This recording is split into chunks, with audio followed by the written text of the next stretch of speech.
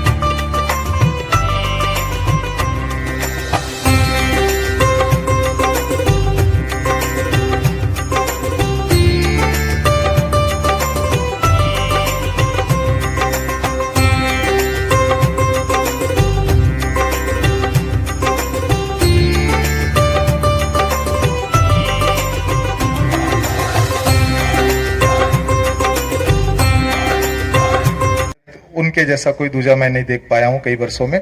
जोरदार तालियों में उनका मैं स्टेज पर इस्तकबाल करता हूं, जो जलगांव से आज हमारी इस महफिल को रौनक बख्शे हैं।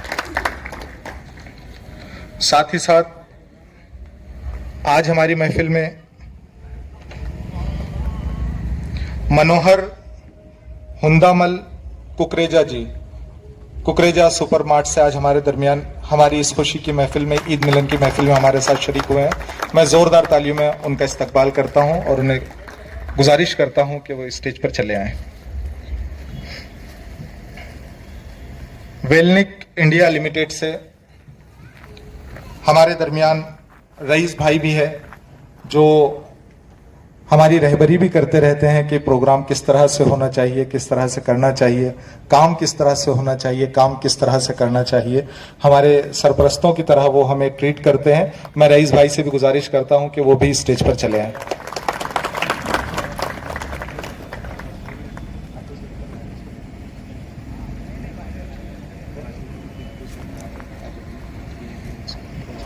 कर रहा हूं कि वसीम भाई भी स्टेज पर चले आए। वसीम भाई से गुजारिश है कि वो भी स्टेज पर चले आए।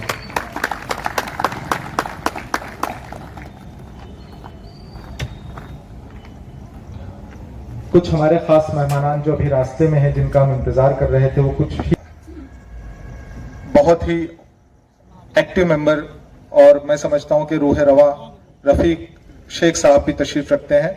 मैं उनसे गुजारिश करता हूं कि वो भी स्टेज पर चले आए।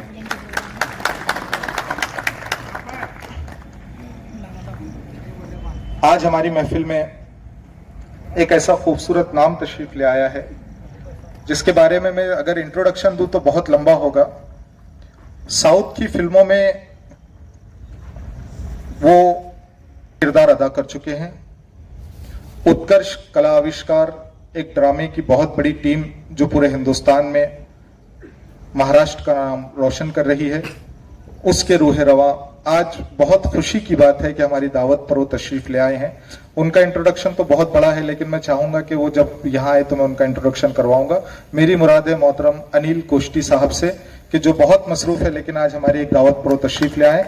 बहुत कदावर शख्सियत जो ड्रामों के हवालों से, फिल्म इंडस्ट्री के हवालों से हमारे दरमियान जानी जाती है। मैं शुक्रिया अदा करता हूं कि वो आज हमारे दरमियान तशरीफ ले आए। सकाल न्यूज़पेपर से आज हमारे दरमियान मौजूद बहुत ही खूबसूरत पर्सनालिटी, लेकिन जितनी खूबसूरत है उतनी खूबसूरत दिल भी रखती है, आज हमारे दरमियान तशरीफ लाई है। मेरी मुराद है मोहतरम अली जनाब श्रीकांत जोशी साहब से कि वो भी आज हमारी इस स्टेज को जीनत बख्शें और इस स्टेज पे रोशनी भी करें।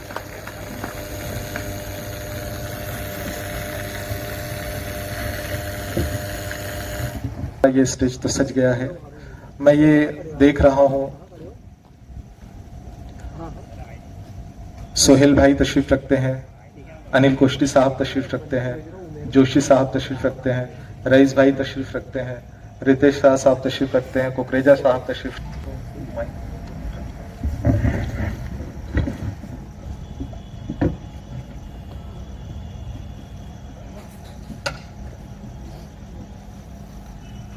أعوذ بالله من الشيطان الرجيم بسم الله الرحمن الرحيم ألم تر كيف فعل ربك بأصحاب الفيل ألم يجعل كيدهم في تضليل وأرسل عليهم طيرا أبابيل ترميهم بحجارة من سجيل فجعلهم كعصف مأكول بسم الله الرحمن الرحيم لإيلاف قريش إيلافهم رحلة الشتاء والصيف فليعبدوا رب هذا البيت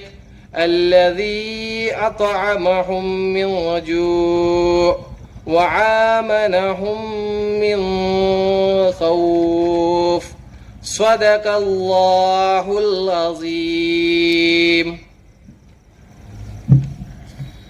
आज की इस महफिल का आगाज हुआ, शुरुआत हुई, बहुत खूबसूरत लग रहा है। लेकिन अब जैसे मैं प्रोग्राम की शुरुआत करूं तो मैं चाहता हूं कि इसकी रुदात भी आप तक पहुंचा दूं।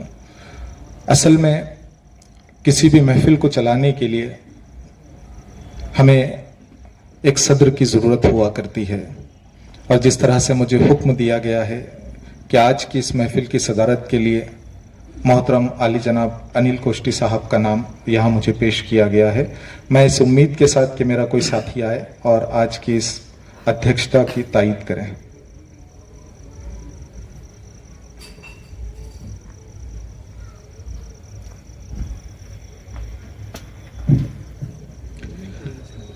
अस्सलाम वालेकुम। आज इस प्रोग्राम के लिए अनिल कोष्टी साहब इस प्रोग्राम में तशरीफ लाए, अपना कीमती वक्त निकाला और हमारी दावत पर उन्होंने लब्बैक कहा। हम इनको दिल से सलाम करते हैं और इनका शुक्रिया अदा करते हैं। आज के प्रोग्राम के सदर जनाब अनिल कोष्टी साहब हैं। बहुत शुक्रिया। हरचंद के बड़े इख्तिसार के साथ मुझे प्रोग्राम चलाना है और मैं ये चाहता हूँ कि आज के प्रोग्राम का मकसद भी हमारे दरमियान पेश हो। इससे कबल कि मैं प्रोग्राम के मेहमानों को आपसे मुखातिब करवाऊं, सैयद आबिद अली साहब अनिल कोष्टी साहब का यहाँ इस्तकबाल करें।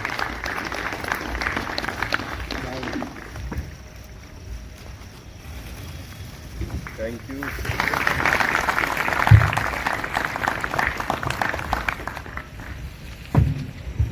साथ ही साथ आज हमारी महफिल में तशरीफ रखते हैं मनोहर हुंदामल कुकरेजा साहब। मैं चाहता हूं कि मोहतरम अलमास खान साहब इनके हुजूर गुलहाए अकीदत।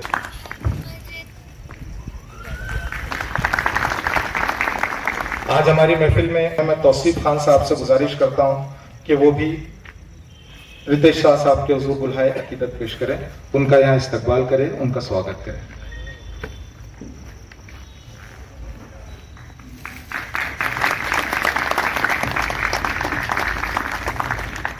शिखर एनजीओ के रूह रवा मोहतरम रफीक भाई, ये भी आज हमारे दरमियान तशरीफ रखते हैं। मैं साकिब गौली साहब से गुजारिश करता हूं कि वो आए और रफीक साहब का यहाँ इस्तकबाल करें।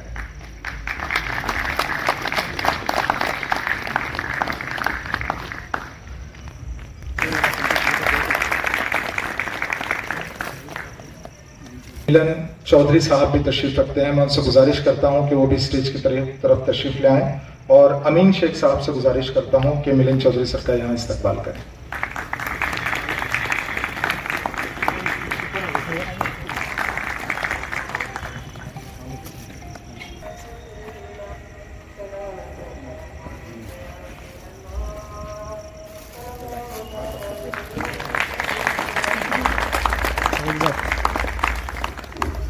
पेश करें और उनका यहाँ स्वागत करें।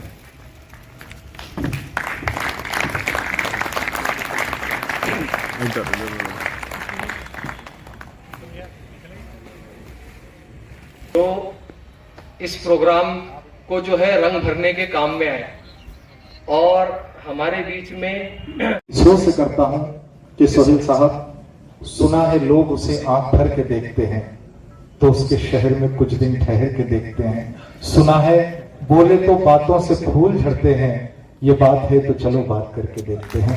जोरदार तालियों में इस्तकबाल करें मोहतरम अली जनाब सोहेल आमिर साहब। ऐसा ख्याल है मैं वो ले लेता हूँ सबके साथ में, नहीं ये फ्री कर लीजिए ना, स्टैंड फ्री। इसका प्राइम ऑब्जेक्टिव ये होता है कि खुदा से डरें। आप गौर कीजिए कि एक 6 साल 7 साल का बच्चा भी रोजा रखा। बहुत हॉटेस्ट रीजन है, बहुत सारे, हमारे यहाँ भी 40 क्रॉस हो रहा है। धूप है और जब एंड पर आती है ना शाम में, इवनिंग में, तो बहुत भूख लगती है, प्यास लगती है, तकलीफ भी होती है।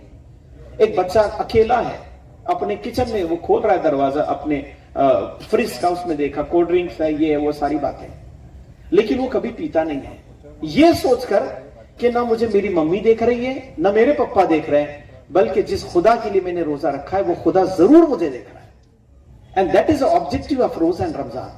इसीलिए पवित्र कुरान में एक सूरत है सूरतुल बकरा, जो 2 नंबर का चैप्टर है, उसकी वर्स नंबर 183 अल्लाह ताला ने रोजे के ऑब्जेक्टिव को, फिलॉसफी को बयान किया। अल्लाह फरमाते हैं, औज़ु बिल्लाहि मिनश शैतानिर रजीम, अल्लाह ने फरमाया, ये अरबी में है, अल्लाह फरमाते हैं, या अय्युहल्लज़ीना आमनू कुतिबा अलैकुमुस सियाम कमा कुतिबा अलल लज़ीना मिन क़ब्लिकुम लअल्लकुम तत्तक़ून।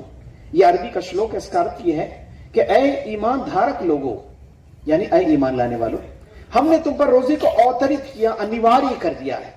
ऐसा ही अनिवार्य किया जैसे तुमसे पहले पिछले लोगों पर अनिवार्य किया था। और रोजे की फिलॉसफी का ऑब्जेक्टिव ये है, लअल्लकुम तत्तक़ून, यानी रोजा इसके जरिए से तुम्हारे दिल में, यानी मानवीय हृदय में ईश भय की निर्मित करना चाहता है। मेरे भाइयों, ये ऑब्जेक्टिव रोजे का 30 डेज में ट्रेनिंग प्रोसेस है। ये पिंटू भाई, कंटिन्यूअसली ट्रेनिंग चल रही है कि हम खुदा से डरें। खुदा से कैसे डरें? आप देखिए, जब रोजा रखते हैं तो सारे इंसान को छुप कर पानी भी नहीं पी सकते, खाना भी नहीं खा सकते।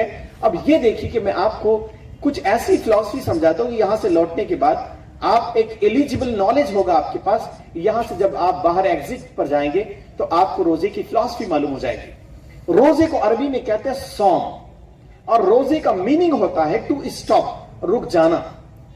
रोजा 3 बातों से इंसान को रोकता है।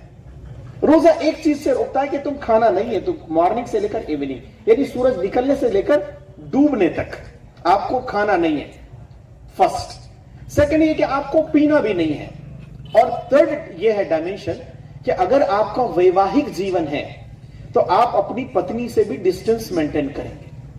ये 3 चीजों को स्टॉप करने का नाम रोजा है। इन बिटवीन रोजा रमजान में आप ये 3 चीजों को जरा अवॉइड करेंगे। मेरे भाइयों, मैं बताना ये चाहता हूं कि खाना नहीं का मीनिंग क्या है। वो नहीं खाना जो बहुत हलाल की कमाई से आपने लाया है, बल्कि रोजे में कहा गया कि आपने बहुत कसरत की कमाई से आपने अगर 1 रोटी भी कमाई तो आप उसका एक निवाला भी नहीं ले सकते, एक निवाला भी नहीं ले सकते। क्यों? क्योंकि आप रोजे से हैं। तो अल्लाह ताला ये साइलेंट मैसेज और संदेश देता है कि ऐ मेरे बंदे, अगर अल्लाह के आदेश पर 1 महीना तक तूने हलाल खाने को भी छोड़ दिया तो साल के 11 महीने में लोगों का गला दबाकर अपना पेट कैसा भर सकते आप? आपको मालूम होनी चाहिए कि टेबल के ऊपर की इनकम अलग है और टेबल के, बताइए आप, नीचे की income. Yes, there are so many differences between ऊपर एंड नीचे, जस्ट लाइक। दूसरी बात यह कि आपको पीना नहीं है तो क्या नहीं पिएंगे आप? सिर्फ पानी नहीं है। भारतवर्ष में 2 जल बहुत पवित्र माने जाते हैं, एक मुसलमानों के पास है, एक हमारे हिंदू भाइयों के पास है। कौन सा पानी मुसलमानों के पास है, जरा बताइए आप? उसको कहते हैं जमजम, आबे जमजम, जो मिडिल ईस्ट यानी मक्का से लोग लाते हैं और प्रेजेंट में बहुत सारे हमारे दोस्तों को देते हैं। तो मालूम यह किया गया कि इतना पवित्र पानी। दूसरा, हमारे हिंदू भाइयों के पास कौन सा पवित्र पानी है? उसे गंगा जल कहते हैं। तो कहा यह गया कि रोजे, इन बिटवीन रोजे में आप वो पवित्र पानी को भी नहीं पीना है, यानी गंगा जल भी नहीं पीना है, जमजम भी नहीं पीना है। तो मैसेज ये देता है अल्लाह ताला कि ऐ मेरे बंदे, इतने पवित्र पानी को तूने मेरे कहने पर छोड़ दिया, तो साल के 11 महीनों में तुम शराब कैसा पी सकते हो, लोगों का खून कैसे चूस सकते हो। ये सेकंड मैसेज है। थर्ड मैसेज मेरे भाइयों ये है कि आपका अगर वैवाहिक जीवन है तो हम अपनी पत्नी से भी डिस्टेंस मेंटेन करना चाहिए। ख्याल ये पैदा होता है कि अल्लाह ताला के कहने पर आपकी लीगल वाइफ से भी आप डिस्टेंस में हैं, तो साल के 11 महीनों में ये ट्रेनिंग क्यों भूल जाते हैं कि किसी की बीवी, किसी की बहन, किसी की पत्नी वगैरह वगैरह को हम गलत निगाह कैसे डाल सकते हैं। ये है मैसेज, जिस मैसेज को रमजान कन्वे करना चाहता है, और इस मैसेज को हम लोगों ने आगे लेकर चलना चाहिए। और ये खुदा का खौफ है मेरे भाइयों। और ये तो पहला ऑब्जेक्टिव है। सेकंड ऑब्जेक्टिव रमजान का ये है कि रमजान में हमको गरीबों की गरीबी और भूखों की भूख का एहसास होता है। देखिए अब कितने भारतवर्ष में, अभी तो मुझे अभी भूख का उतना एहसास नहीं है, दोपहर में खा रहे, शीर खुरमा पी रहे, ये हो रहा है, सब हो रहा है, लेकिन रमजान में जब बहुत पीक पर आती है भूख, तब एहसास होता है कि हमारे समाज में कितने भूखे लोग हैं। मेरे मुसलमान भाइयों जो यहां बैठे, बहुत बड़ी तादाद में मुस्लिम भाई भी बैठे हैं, वो आप जो अभी सुना रहे थे वो बुखारी शरीफ की हदीस है। प्रेषित मोहम्मद सल्लल्लाहु अलैहि वसल्लम, अल्लाह से कृपा हो, प्रेषित मोहम्मद सल्लल्लाहु अलैहि वसल्लम, अल्लाह से कृपा हो, एक मौके पर उन्होंने एक इवेंट पर यह बात कही कि ऐ लोगों, तुम मुसलमान नहीं हो सकते हैं। 3 टाइम रिपीट किया आपने कहा कि वो इंसान मुसलमान नहीं हो सकता, वो इंसान मुसलमान नहीं हो सकता, वो इंसान मुसलमान। लोग बोले कौन? प्रेषित ने कहा। अच्छा, प्रेषित को मैं ये नहीं बोलूंगा हमारे प्रेषित, वो आपके भी प्रेषित है, वो हम सब के प्रेषित है, वो पूरे मानव जाति और पूरे संसार के लिए एक यूनिवर्सल प्रेषित है वो। इसलिए वो मेरा और आपका ये डिस्टेंस हम अस एंड दे नहीं बोलेंगे। तो प्रेषित ने कहा कि वो आदमी मुसलमान नहीं हो सकता जो पेट भरकर खाना खा ले और उसका पड़ोसी भूखा सो जाए। अगर याद रखो मेरे भाइयों, आज हम खाना खा ले आज की रात में, ये जो भी दिन होगा, और हमारा पड़ोस में रहने वाला भूखा सो गया, whatever their name and religions and language and caste, वो कुछ भी हो सकता है। अगर आपका पड़ोसी आज की रात में भूखा सो जाए, खुदा की कसम आपकी नमाज आपको मरणोत्तर जीवन में सक्सेस नहीं कर पाएंगे। जिस दिन और जिस रात आपका पड़ोसी भूखा सो गया, that time we are unable to say we are the Muslim society, we are the Muslim persons. It is a very important philosophy of Islam and Islamic thoughts and education. इस बात को आप गौर से देखिए। अगर ये चीज हम भूल जाते हैं, हम रमजान में रोजा रखते हैं, नमाज पढ़ रहे हैं, हज को जा रहे हैं, लाखों रुपया खर्च कर रहे हैं, और अगर आपके बाजू वाला एक दलित आदमी, एक बहुत छोटे समाज का आदमी, हमारा हिंदू भाई, क्रिश्चियन भाई, whatever their names and religions, अगर वो भूखा सो गया, तो that time we are unable to say we are the Muslim society. It is a very important domain of Islamic education system. अब मेरे दोस्तों और मेरे भाइयों जरा गौर कीजिए, ऐसा नहीं हो रहा है वास्तव में। मैं एक एग्जाम्पल देता हूं आपको। आज से हारून भाई, आज से 5-6 साल, कुछ मुझे वॉट एवर याद नहीं आ रहा है, मुझे पंजाब में पीटू भाई वहां बुलाया, एक प्रोग्राम में बुलाया, और पंजाब में मोहाली जहां टूर्नामेंट होती है ना, उसके बाजू में एक बहुत बड़ा हॉल है, वो वहां पर कॉन्फ्रेंस थी कि हम गरीबी को कैसे भारत से मिनिमाइज करेंगे, गरीबी दूर करने के लिए। इत्तेफाक से ये मेरा सौभाग्य से मैं वहां पर पहुंच गया। मुझे महाराष्ट्र को रिप्रेजेंट करना था। 70 लोग पूरे इंडिया से आए, बड़े बड़े क्लास लोग आए, एयर कंडीशन का हॉल है। सब लोग सुनिए, are you getting me the point? Yes और नो? आप सुन रहे मेरी बात? यस। उन्होंने क्या किया, एक बहुत राउंड टेबल है वहां, सारे 70 लोग बैठे, रति महारति, और सब लोग मैं अपनी आंखों से देख रहा हूं। एक आदमी, अच्छा ये टेबल पे आप लोगों ने इधर ये रखा है पानी की बोतल, वहां उन्होंने पानी भी रखा है, कोल्ड ड्रिंक्स भी रखा है, ड्राई फ्रूट्स भी रखे हैं, जूसेस भी रखे हैं। एक आदमी जूस पी रहा है, ड्राई फ्रूट खा रहा है, और कह रहा है कि हाँ बहुत गरीबी हमारे देश में। उस दिन मेरा रोजा था, इत्तेफाक से मैंने ये बात उन लोगों से कही कि जिस मंच पर बैठने वाले भूख लगने से पहले ड्राई फ्रूट्स खाते हो, और जिस मंच पर बैठने वाले प्यास लगने से पहले जूसेस और कोल्ड ड्रिंक्स पीते हो, खुदा की कसम उस मंच पर बैठने वालों को भूखे की भूख और प्यासे की प्यास का अंदाज हो ही नहीं सकता है। रमजान आपको सिखाता है कि भूखा क्या, किस कश्मकश में जीता है। मैं ये नहीं बोलना चाहता हूं, लेकिन मुझे अभी, मैं रात भर, अल्लाह की कसम, मैं रात भर नहीं सो पाया। अभी पिछले दिनों मुझे उड़ीसा में बुलाया था लोगों ने कार्यक्रम में प्रवचन के लिए, उड़ीसा के मेरे साथियों ने कहा कि आपको अभी टाइम है आपकी जो भी जाने के लिए। उन्होंने कहा आपने इम्यूजमेंट पार्क्स तो बहुत देखे होंगे मुंबई में, इधर उधर, हम आपको उड़ीसा घुमाते हैं। पिंटू भाई आपकी बहुत जरूरत है वहां पर, अभी सुन रहा था आपका तारुफ अध्यक्ष महोदय कर रहे थे अभी। उन्होंने एक सोसाइटी में लेकर गए, अल्लाह की कसम में रात भर नहीं सो पाया। उन्होंने कहा जिस बस्ती में आपको हम अब लाए हैं ये वो बस्ती है कि जिसमें एक मां 100 और 150 रुपए के लिए अपने 3-3, 4-4 महीने के बच्चे को बेच देती है, क्योंकि भूखे होते हैं, इतने भूखे हैं। अभी मैं वहां जिस दिन गया तो वहां न्यूज़पेपर उन्होंने बताया कि ये देखिए लैंग्वेज अलग है, हम आपको ट्रांसलेट करके बताते हैं। उन्होंने मुझे ट्रांसलेट करके वहां का पेपर बताया। वो पेपर ये था कि एक मां को 3 बेटे थे, एक का इंतकाल हो गया। इंतकाल के बाद, देहांत के बाद तो तीसरा, 10वां, चौथा क्या क्या चलते रहता है। 10 दिन तक तो बहुत खाना लोगों ने बांटे। 1 महीने के बाद वो दूसरा बच्चा अपनी मां से कह रहा था कि मम्मी अब हम में से कौन जल्दी मरने वाला है।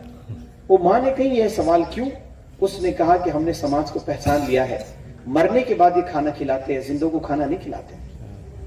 अब आप देखिए कि यही तो रमजान का मैसेज था ना मेरे भाई, कितना डिस्टेंस हम लोग बढ़ा रहे हैं। याद रखिए इस देश की असल जो मुद्दे हैं वो कुछ और है। इस देश को समझने के लिए इसकी रूट को देखना पड़ेगा। इसका मसला ये नहीं है कि हम रिलीजन पर बात करें, ये बात नहीं कि हम किसी के मूल कारणों पर, मूल सुविधाओं पर। आप ये देखिए कि इस देश के लिए हम क्या कर सकते हैं। और आज इस ईद मिलन के अवसर पर मैं अपनी जानिब से आपको यही पैगाम देना चाहता हूं कि हम समाज की रिक्वायरमेंट्स को समझें और उसे फुलफिल करने की कोशिश करें। मेरे भाइयों, मैं मेरे मुसलमान भाइयों और हिंदू भाइयों सबसे बोलता हूं आज, और बात यह है कि सिर्फ नए कपड़े पहनने का नाम ईद नहीं है। हम ईद को सेलिब्रेट कर रहे हैं, नए कपड़े पहनने का नाम ईद नहीं है। शीर खुरमा और सिवैया खाने का नाम ईद नहीं है। इतर और फ्रेग्रेंसेस अलग अलग यूटिलाइज करने का नाम ईद नहीं है। मेरे भाइयों, इस्लाम को अगर आप पढ़ेंगे तो आपको मालूम होगा इन सारी चीजों का नाम ईद नहीं। ईद नाम है अपने दिलों को मिलाने का।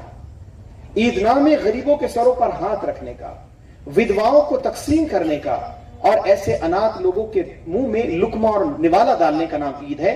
अगर ये ईद की संकल्पना को हम हासिल नहीं कर पाए तो हम हमारे सिटीज में कुछ नहीं कर पाएंगे। मेरे भाइयों, ये जो खुदा का खौफ पैदा होता है ना, ये रमजान करता है कि रमजान में, रोजे में हम हमेशा अल्लाह को देखते हैं, खुदा को देखते हैं कि मुझे खुदा। अब देखिए रोजे में छुप छुपा कर खा पी ले तो कौन देखने वाला है? अगर मैं आपको कहूं कि मेरा रोजा है, आपको तो मानना ही पड़ेगा। मैं कहूं रोजा नहीं है, तब भी तो आपको मानना पड़ेगा।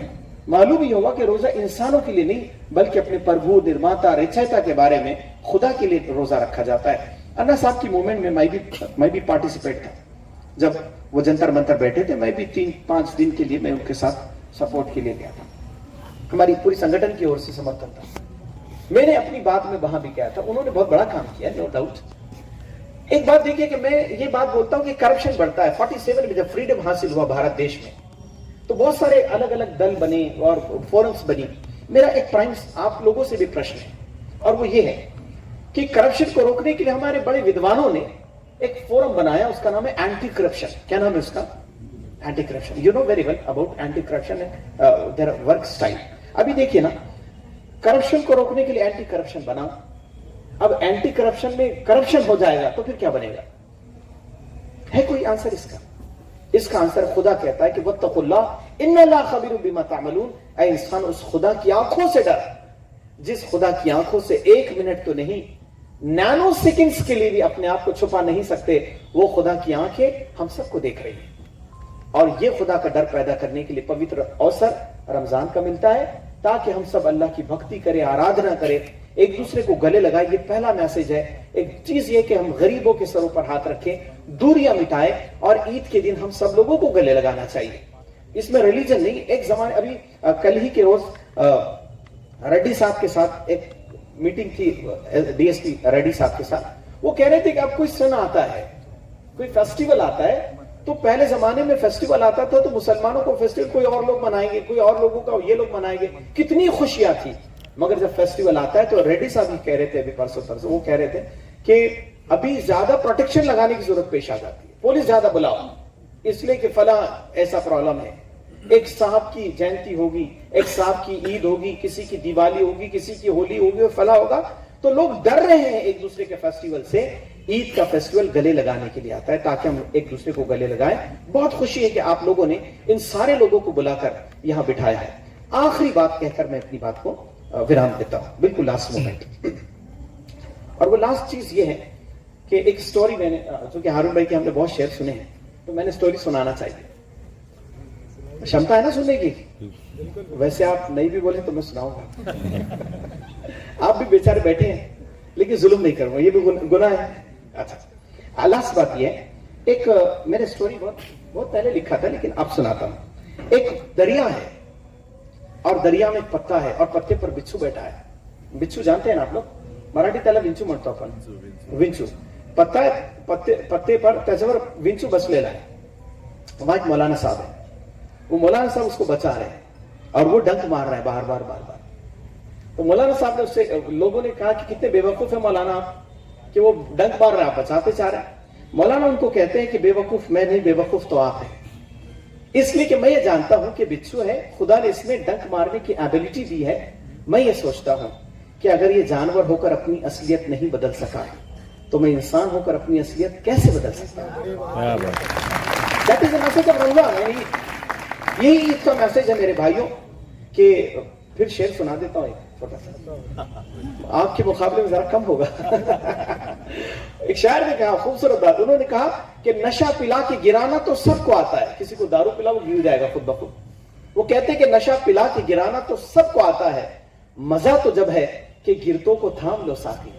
कोई गिर रहा है आप उसका हाथ पकड़ लीजिए, कोई भूखा है उसको खाना खिलाइए, कोई परेशान है उसकी परेशानी पूछिए, कोई एक्सीडेंट हो गया तो उसको पानी पिला दीजिए। खुदा की कसम यही ईमान है और यही ईद का संदेश है। मैं खुशी महसूस करता हूं आप लोगों के बीच में आकर। अल्लाह ताला ये यूनिटी हमारी बरकरार रखे।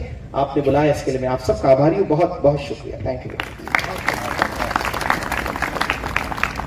बहुत शुक्रिया सर, बड़ी खुशी हुई है हमें कि आज, देखिए मैंने ये बात का ऐलान किया था आपसे, इब्तिदा में ही बात की थी कि एक शाम सेल्स के नाम, ये सेल्स पर्सन की पहली महफिल है, तो इसमें ये भी हो सकता है श्रीकांत सर, पिंटू सर, कि हम मैनेज करने में थोड़ा सा आगे पीछे हो गए हैं, तो गुस्ताखी अगर हुई हो या किसी की दिल शिकनी अगर हुई हो, तो मैं सेल्स पर्सन, और मैं खुद भी सेल्स पर्सन हूँ, इसलिए आपसे माजरत भी चाहूँगा। लेकिन आइए, सोहेल साहब ने शायद, मैं समझता हूँ कि तमाम बातें हमारी तरफ से, आपकी तरफ से, हमारे दिल की तरफ से आपके दिल तक पहुँचा दी है। चूँकि एक रस्म है कि अब हमें उस शख्सियत को सुनना है कि जिसने इस पूरे प्रोग्राम की सदारत, अध्यक्षता का भार अपने कांधों पर रखा। मैं ये चाहता हूं कि अब अध्यक्ष 1-2 मिनट रोक दीजिए, बस 2 मिनट रोक, वहां रख दीजिए, क्योंकि मैं नहीं चाहता हूं कि अध्यक्ष की स्पीच जो है वो रायगा हो जाए। मैं ये चाहता हूं कि आज एक ऐसा नाम, जैसा कि सोहेल साहब को आज हमने ढूंढ करके लाया है कि इस महफिल के लिए राजेश ठाकुर साहब, सोहेल साहब सुइटेबल रहेंगे, तो हमने इन्हें यहाँ मदऊ कर लिया। जितने नाम थे सब सिलेक्ट किए गए हैं और उन्हें बुलाया गया है। लेकिन आज मैंने अनिल कोष्टी साहब को इसलिए यहाँ मदऊ किया हूँ कि देखिए, हर कोई अपने अपने स्टेज पर काम करता है, लेकिन एक स्टेज ड्रामों का भी होता है। जिस तरह हम बोलकर लोगों के दिलों तक पहुंचते हैं, ये आर्टिस्ट लोग अपनी कला के थ्रू लोगों के दिलों तक पहुंचते हैं। मुझे ये खबर नहीं थी पिंटू साहब, मैं इसलिए इस महफिल में बात कर रहा हूं कि बहुत जरूरी है। पिछले 3 साल, तकरीबन 5 साल हो रहे हैं अनिल साहब से मैं जुड़ा हूं। मुझे बड़ी हैरत हुई थी ये बात जानकर कि हम रहते हैं बड़ी मुश्किल से 1 किलोमीटर के फासले पर। देखिए, 2 कलाकार, एक कलाकार खड़का चौफुल्ली पर रहता है, एक कलाकार नाहटा चौफुल्ली पर रहता है, लेकिन उम्रें बीत जाती है, एक दूसरे से मुलाकात नहीं होती है। ऐसे ही एक महफिल के लिए हम उनसे मिले, तब पता लगा कि भुसावल में एक ऐसी ड्रामों की पूरी टीम है जिसे उत्कर्ष कला आविष्कार के नाम से जाना जाता है, जो पूरे हिंदुस्तान में यहीं पर ड्रामे लिखती है, यहीं पर प्ले करती है, प्रैक्टिस करती है, और उसका संदेश नासिक हो, पूना हो, महाराष्ट्र के बाहर जहां जहां हो, वो ये जा करके ड्रामों के हवाले से संदेश लोगों तक पहुंचाते हैं। आज मुझे बड़ी खुशी हो रही है कि वो लोग आज हमारे दरमियान मौजूद हैं। साथ ही साथ उनके एक इंट्रोडक्शन में असलम भाई ये बात कह दूं कि ये नाम सिर्फ ड्रामे लिखने और ड्रामे प्ले करने की हद तक नहीं है, बल्कि साउथ की फिल्म हो या मराठी शॉर्ट फिल्म हो, उसके साथ साथ फिल्म इंडस्ट्री के जहां जहां रोल और किरदार प्रोवाइड करवाने होते हैं, ये शख्स बड़ी खूबसूरत अंदाज में बड़े खूबसूरत कलाकारों को वहां पेश करता है और खुद भी पेश होता है। साउथ की कई फिल्मों में वो अपना किरदार अदा कर चुके हैं। आज हमें बड़ी खुशी हो रही है कि हमारी इस छोटी सी महफिल में एक बहुत बड़ा कदावर शख्स तशरीफ लाया है ड्रामों के हवाले से। मैं उन्हें दावत देता हूं सर, इन दो मिसरों के साथ मैं अनिल कोष्टी साहब का यहाँ इस्तकबाल करता हूं कि अनिल साहब, मैं बहुत छोटा हूं उम्र में भी और तजुर्बे में भी, कि मैं जब चलूं तो ये दौलत भी साथ रख देना, मैं जब चलूं तो ये दौलत भी साथ रख देना, मेरे बुजुर्ग मेरे सर पे हाथ रख देना। जोरदार तालियों में इस्तकबाल करें अनिल कोष्टी साहब आपके। सगळेच हिंदीतनं बोलले, हारून भाऊ आमचे उर्दूतनं बोलले, सोहेल साहेब आमचे अरबीतनं काही बोलले. महत्वाचं अरबी ऍक्सेंट आणि अरबी उच्चारण फार कठीण असतं आणि ते इतक्या फ्लुएंटली बोलले की मला खरंच त्यांचं कौतुक करावं वाटतंय की केवढा अभ्यास त्यांचा आहे त्या विषयावरचा. आणि असे अभ्यासू व्यक्तिमत्व बोलल्यानंतर आणि तुम्ही सगळे शिरकुर्मा आणि आणखीन काही मिठाई खात असल्यानंतर माझं बोलणं कोणी काही ऐकणार नाही, पण जे खात नाहीये त्यांच्यासाठी बोलतो. जे खात नाहीये त्याच्यासाठी बोलतो.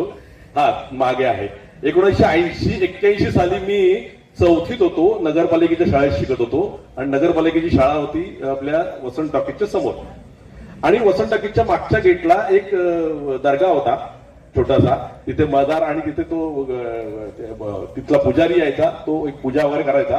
तर आमची दुपारची शाळा होती, तो गेट उघडायचा, पूजा करायचा. त्यावेळेस आम्ही ती संधी साधून मागून लपून छपून त्या वसंत टॉकीजच्या मागच्या त्या जिथून एक्झिट व्हायची त्या गेटच्या फटीतनं सिनेमे बघायचे. एक सिनेमा पाहिला होता, नाव होतं नसीब आणि गाणं चालू होतं, असंच लपून छपून पाहिलेलं गाणं, जॉन जानी जनार्दन ताराराम पम पम पम पम.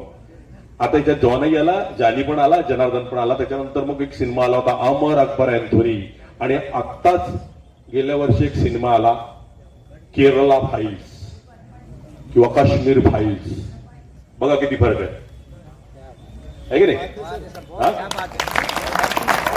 काळ किती बदललाय.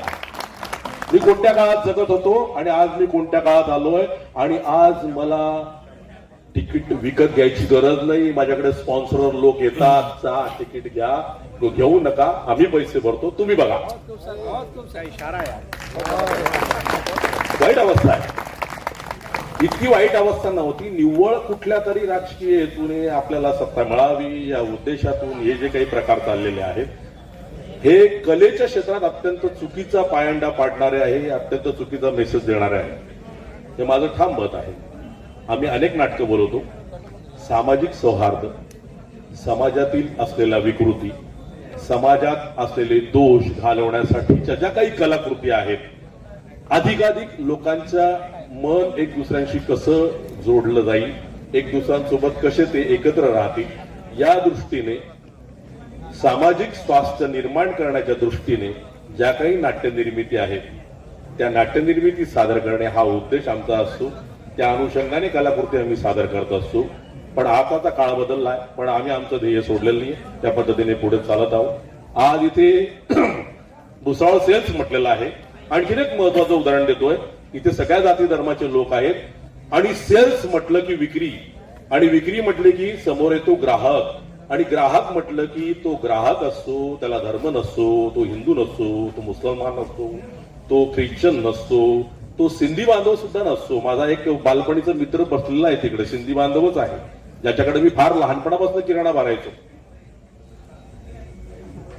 त्यांनी कधी माझ्याशी असा दुजाभाव केलाच नाही. मला माहित नव्हतं कोणती सिंधी कॉलनी कुठली. असे काही काळापूर्वी अशा चौकटी आखल्या गेल्या होत्या. ही इकडची वस्ती सिंधी वस्ती, इकडची वस्ती मेहतर वस्ती, इकडची वस्ती दलित वस्ती, इकडची वस्ती इकडे जाऊ नका, इकडे जाम बोलला आहे. बॉर्डर्स, आपल्याच बॉर्डर्स आखलेल्या गेलेल्या आहेत. निव्वळ काही अपप्रचार, काही वाईट गोष्टी, काही लोकांचे वेगवेगळे हेतू साध्य करण्यासाठी हा सगळा. पण खरं म्हणजे मी काय आहे हे हरून भाऊला माहित नव्हतं, हरून काय आहे हे मला माहित नव्हतं. 5 वर्षानंतर आम्ही एक दुसऱ्यांना भेटलो, बोललो आणि एक दुसऱ्यांच्या कलेबद्दल आदर निर्माण झाला. आणि तुझी कला पण त्याच उद्देशापर्यंत पोहोचते, त्याच ध्येयापर्यंत पोहोचते, तिथेच जाऊन माझी पण कला पोहोचते आहे. मग आपल्यात आहे काय फरक? मग आपण का होतो इतक्या वेळ दूर, का होतो एकापासून ताटातूट झालेले, हे कळायला लागलं. सगळे धर्म, सगळे महजब वगैरे वगैरे किंवा अध्यात्म किंवा तत्वज्ञान वगैरे या गोष्टीत मी फार खोलात शिरत नाही. पण याच्यातून जी काही शिकवणूक दिलेली आहे ती ही शिकवणूक दिली आहे की माणूस हा माणूसच आहे. कारण एक महत्वाचं समीर सामंत नावाचे आमचे मित्र आहेत, त्यांचे गाणं खूप फेमस आहे. हीच आमची प्रार्थना आणि हेच आमचे मागणे, माणसाने माणसाशी माणसासम वागणे हीच आमची प्रार्थना. हे गाणं खूप फेमस झालं होतं आणि अजूनही आहे. अनेक लोकांच्या कॉलर ट्यून मध्ये, रिंगटोन मध्ये हे गाणं असतं. तर मानव धर्म हा सगळ्यात मोठा धर्म आहे. त्यानंतर मला असं वाटतं इतर सगळ्या धर्मांचा नंबर लागतो. त्यामुळे मी मानव धर्म पाळणारा माणूस आहे. पण मानव धर्म पाळत असताना इतर कुठल्याही धर्माचा दुस्वास न करता, इतर कुठल्याही जातीचा दुस्वास न करता, भाषेचा, प्रांतांचा, कपड्यांचा, दाढीचा, एवढंच काय अत्तराचा, एवढंच काय त्यांच्या बोलीचा, बोली म्हणजे काय भाषा, भाषा म्हणजे काय परंपरा, आपल्या संस्कृती, संस्कृतीचा पाया म्हणजे भाषा. कारण जे काही युद्ध होतं, जे काही बोलणं होतं ते सगळं शब्दातलंच होतं. तुमच्या मनामध्ये द्वेष निर्माण करत असतील तर त्याला शब्दांचीच गरज आहे. तुमच्या मनामध्ये प्रेम निर्माण करत असतील तर त्याला शब्दांचीच गरज आहे. आणि शब्द म्हणजे संस्कृतीचा पाया असतो. त्यामुळे आता उर्दू भाषा काय, उर्दू आपली नाहीये, उर्दू कशाला बोल, अरे उर्दू हिंदुस्थानी भाषा आहे. उर्दू पूर्णपणे भारतीय भाषा आहे, भारतात तयार झालेली भाषा आहे. आपल्याकडे मुघल आले, आपल्याकडे सुलतान लोक आलेत. या लोकांनी 750 वर्ष राज्य केले. काही कोणी खत्रे-बित्रेमध्ये नव्हता. या लोकांनी त्यांची संस्कृती आणली, त्यांनी त्यांची भाषा आणली, अरबी भाषा आणली, फारसी भाषा आणली आणि अरबी आणि फारसी आणि हिंदी याचा संकर होऊन एक नवीन भाषा भारतात उदयाला आली. ती भारताची भाषा आहे, उर्दू भाषा आहे. भाषेतनं कोणाचा द्वेष करू नका, फार महत्वाची गोष्ट आहे. त्यामुळे भाषा ही संस्कृतीचा पाया असते आणि या भाषेचा वापर खूप जपून केला पाहिजे. या भाषेच्या वापरातून दुसरा माणूस दुखावला जाणार नाही. शस्त्र असतात शब्द खूप मोठे, ते शस्त्र असतात, ते जपून वापरायचे असतात. तर या भाषेचं महत्व तितकंच आहे. मला खूप गोड गोड वाटतं याचं बोलणं हारून भाऊचं. मला सिनेमातले शेरो शायरी, सिनेमातले गाणे खूप गोड वाटायचे. मला उत्तर प्रदेश लखनौ मध्ये जी तहजीब आहे, जे बोलण्याचं लकबी आहे, जे बोलण्याची स्टाईल आहे, ती मला अशी. आणि इथे देखील आम्हाला, मी तर म्हणतो आम्हाला आमच्या समाजात आदर देत नसतील इतका जास्त आदर इथे मिळतो. इतकं प्रेमाने, इतक्या आदराने कोण वागवतो? आपण फार लांब लांब चाललो आहोत. जवळ या आणि तोच आदर, तोच प्रेम एक दुसऱ्यांना देऊया, एवढंच मी सांगतो. शिरखुर्मा आलेला असेल आणि आणखीन काय, हा ते मात्र आनंदाने खा. इथे आल्यानंतर आपण भाषण करतो, बोलतो, पण आपले विचार फार थोड्याच वेळा आपल्या डोक्यात असतात, नंतर ते निघून जातात. तर ते कायम ठेवा, कायम ठेवा, कायम ठेवा. ते फार महत्वाचं आहे. थँक्यू.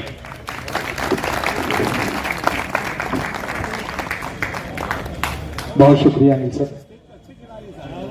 सर वो मैं यही बात कर रहा हूँ अपने रितेश शाह साहब और मेरे साथ आज जितने मेहमान यहाँ तशरीफ रखते हैं, मैं नाम लेकर उन्हें मुखातिब कर रहा हूँ. यशवंत चौधरी साहब, दीपक कुलकर्णी साहब, रविंद्र वानखेड़े साहब, राजेश ठाकुर साहब, विजय यावलकर सर, शेखर भावे साहब, श्याम चौधरी साहब, राजू सालवे साहब, रविंद्र पाटिल साहब, बोरनारे साहब, शिवराज पाटिल साहब, मुकुंदा दादा, गजू भाऊ, ये तमाम हजरात यहाँ बैठे हैं. मैं एक बात ये अर्ज कर रहा हूँ क्योंकि देखिए यहाँ जितने लोग बैठे हैं रितेश भाई, सब क्रीम लोग बैठे हैं. तो यहाँ एक पॉइंट रख रहा हूं मैं, जो मैं सोच रहा था कि कोई ऐसी महफिल मिले और मुझे रखने का मौका मिले.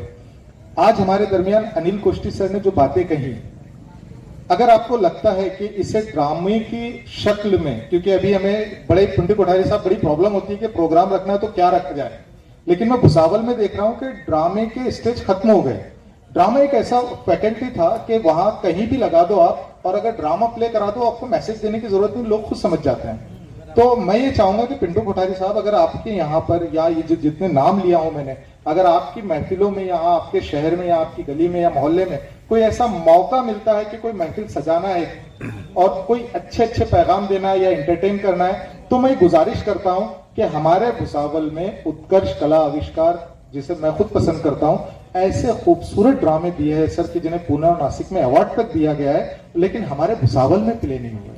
ये बड़ी, मैं समझता हूं कि ये एक हमारे लिए कभी की बाइस है। तो मैं चाहता हूं कि अगर आपको लगना है तो मुशायरे होते रहते, कवाली होती रहती है, तो पिंटू साहब आप ये सियासत में कोई एक ऐसा स्टेज लगाए कि जहां ड्रामे हो, और श्रीकांत दादा को आप पहचानते ही नहीं पकड़ना, और अनिल कोष्टी साहब को खींचकर यही आदमी लाएंगे आप तक। तो एक काम ये जरूर कीजिए, आपके एक बड़ा सा प्रोग्राम यहाँ रखा जाए। दूसरी बात ये कि आप तमाम हजरात हमारी इस महफिल में तशरीफ लाएं। मैं सैयद आरिफ साहब, वसीम शेख साहब, रईस अहमद साहब, जुबैर शेख साहब, असलम बागवान साहब, अलमास खान साहब, रिजवान खान साहब, सलमान पिंजारी साहब, सलमान खान साहब, शोएब शाह साहब, अजहर शेख साहब, अल्ताफ गोली, ये इन तमाम हजरात की मेहनतों का भी शुक्रिया अदा करता हूं कि उन्होंने इतनी खूबसूरत महफिल सजाने में हमें साथ दिया और खूबसूरत तरीके से कामयाब महफिल को अपनी मंजिल तक पहुंचाया। अगर इस प्रोग्राम के चलते हुए किसी स्पीकर से या हमारी मेजबानी में या हमारी लबकुशाई में किसी का दिल दुखा हो या किसी की दिल शिकनी हुई हो, तो मैं माजरत चाहता हूं। और इसी वोट ऑफ थैंक्स के साथ कि आप इस साल हमारे साथ हमारी खुशियों में शरीक हुए, इंशाअल्लाह आने वाले साल भी आप हमारे साथ इसी खुशियों में हमारे साथ शरीक होते रहेंगे। और अगर आपने मौका दिया तो हम दिवाली में भी आपके साथ और आपके त्योहारों में भी आपके साथ शरीक होने के लिए तैयार हैं। और इन शेर के साथ मैं आज की इस महफिल का इख्तिताम करता हूं। आए हुए तमाम मेहमानों का भी मैं दिल की गहराइयों से शुक्रिया अदा करता हूं कि आपने अपना कीमती वक्त हमें दिया कि मैं जब चलूं तो ये दौलत भी साथ रख देना। मैंने ये शेर अनिल साहब के लिए कहा था, लेकिन अब ये शेर पढ़कर आपसे अलविदा चाहता हूं कि अनिल सर, तुम्हारे शहर से रुखसत का वक्त आ पहुंचा, जो हो सके तो भुला दो कहा सुना मेरा, जहां जाओ दुआएं मेरी लेते जाओ, और जब लौट के आना तो खबर कर देना, मेरी उजड़ी हुई शामों की कसम है तुमको, तुम कोई बज़्म सजाना तो खबर कर देना, तुम कोई बज़्म सजाना तो खबर कर देना। शुक्रिया।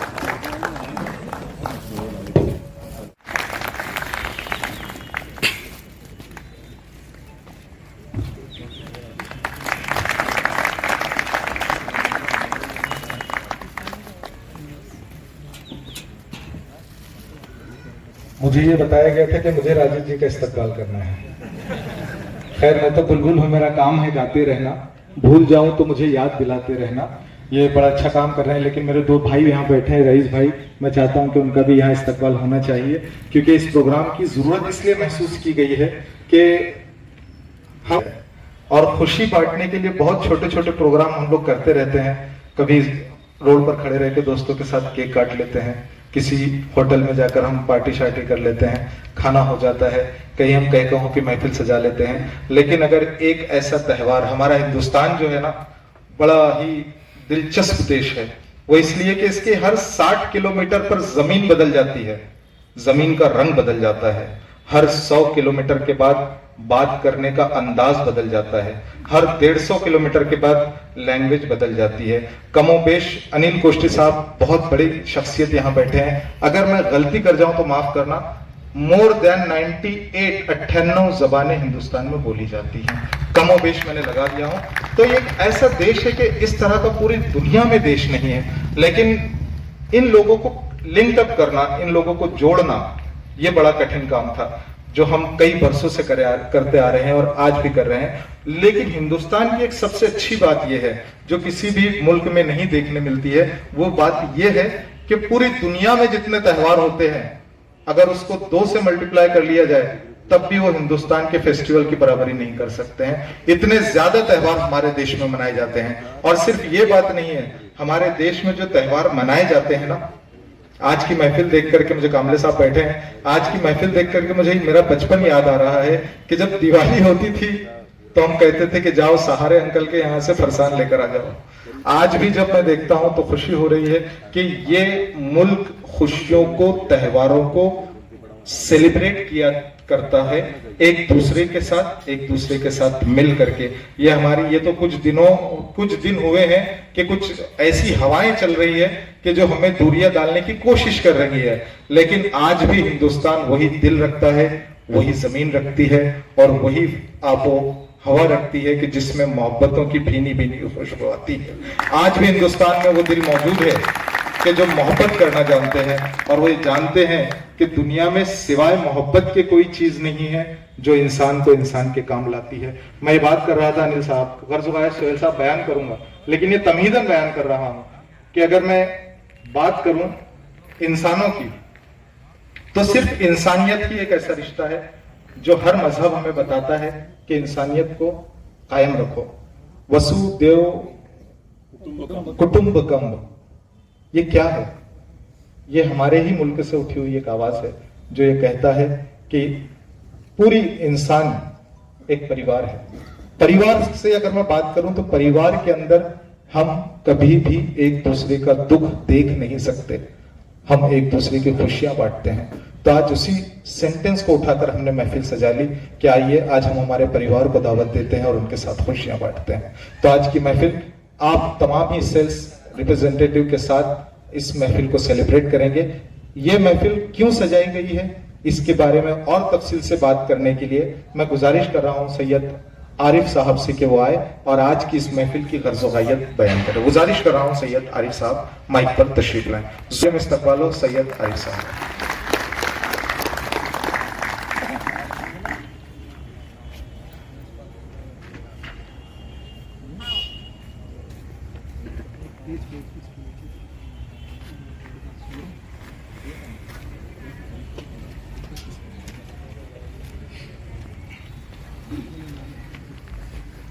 स्टेज पे तशरीफ फरमा हमारे मुअज़्ज़ज़ मेहमान और आप तमाम हमारे सेल्स के भाई लोग, हमारे डिस्ट्रीब्यूटर लोग। अब मैं क्या बात करूँ, इतने अच्छे अंदाज से हमारे हारून भाई ने आपके सामने हमारा गर्ज़-ओ-गायत पेश कर दिया।